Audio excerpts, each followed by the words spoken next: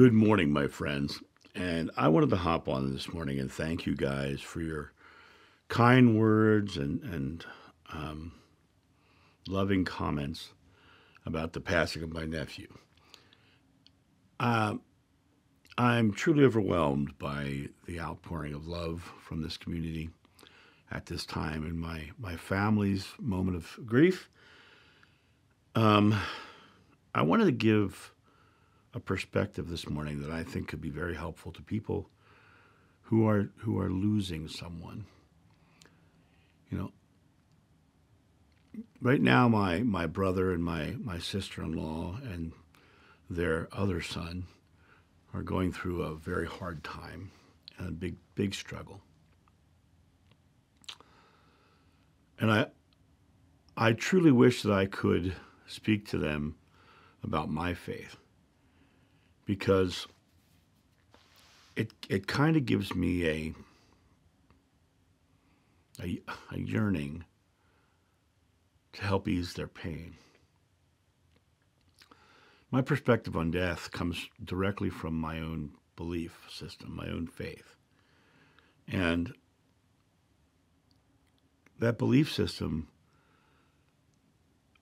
has evolved over the years. I mean, I've been very blessed to have experienced the other side 3 separate times. And in experiencing the other side 3 separate times, I know several things. I know truly that life is eternal. We don't die. Our bodies may cease to function, but we go on. We go on. I also believe that we are part of God, one with God. And in Christianity, they talk about heaven, going to heaven. Well, going to heaven is the experience of becoming back into that oneness with God. And that heaven, that oneness with God, is found within. So the people who've crossed over, they've gone back to the oneness of God. That's within you. That oneness of God that's within you. So they are within you. They are with you. Now, we are the ones who are away. They simply went back home to their true nature in the oneness of God. And they're experiencing beautiful, pure love without fear, without anxiety, without pain, without suffering. And I say that from experience. Crossing over, you come to understand that none of that exists over there. That is uniquely from the physical world. And understanding that, as the Bible says, the kingdom of heaven is within, and that heaven is within you, and that your loved one is within you, and you have that expression of their love that you knew in life, now not conditioned by fears and anxieties. It's actually more pure and more able for you to access. You know, my nephew was a loving, caring man who played the French horn. He was in an orchestra, and he was funny. He was a very handsome guy, a little butthead, but all of those things that he was in life was part of who he was.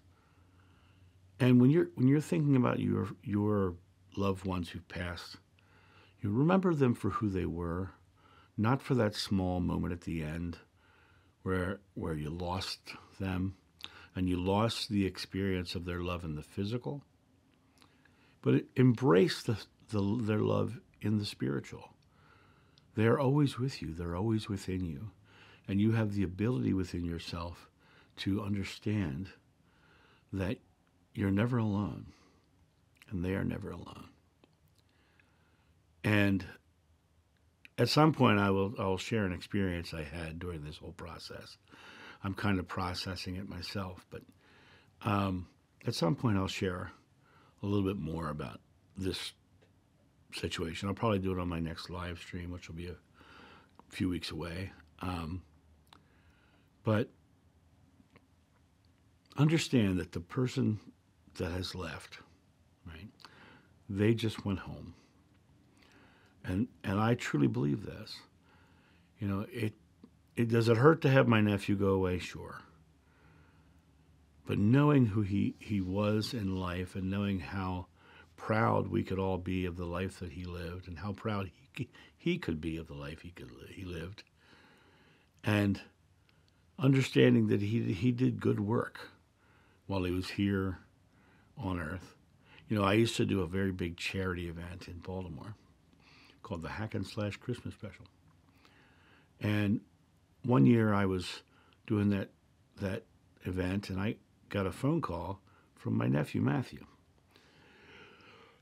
He said, "Uncle John, is there some way I can be a part of that show and help you raise money?" And I said, "Sure." And I brought him in, and I just let him loose with the musicians.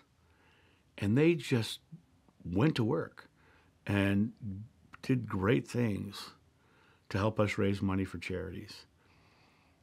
That's who he was. He was someone who just wanted to be there, just wanted to help, just wanted to do loving and caring things in life. And in doing loving and caring things in life, he made an impact, right? Well, now being on the other side, he can make a greater impact because now he knows more, he understands more, he can affect more.